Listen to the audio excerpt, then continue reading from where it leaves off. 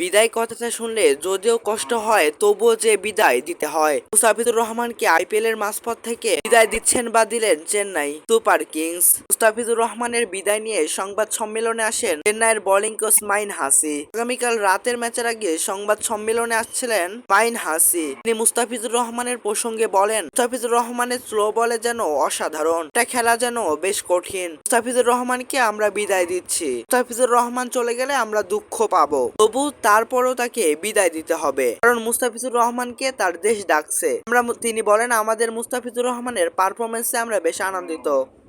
মুস্তাফিজুর রহমানকে 1 মে পর্যন্ত আইপিএল এ খেলার সুযোগ দিয়েছিল Bangladesh cricket board BCB. Mustafizur Rahman প্রথমে ভালো শুরু করলেও মাঝপথে ভালো করতে পারেনি মুস্তাফিজ। কোচ আরো জানান, মুস্তাফিজুর রহমানের এমন পারফরমেন্সে তারা বেশ আনন্দিত। মুস্তাফিজুর রহমান ম্যাচ শেষে 2 মে বাড়ি ফেরার দুঃখিত দেশে ফেরার কথা রয়েছে। মুস্তাফিজুর রহমানের এমন ক্রিকেট খেলা, এবার আইপিএল এ খেলা আপনাদের কাছে কেমন লেগেছে? আপনার মূল্যবান মতামত জানিয়ে দিতে পারেন আমাদের কমেন্ট বক্সে।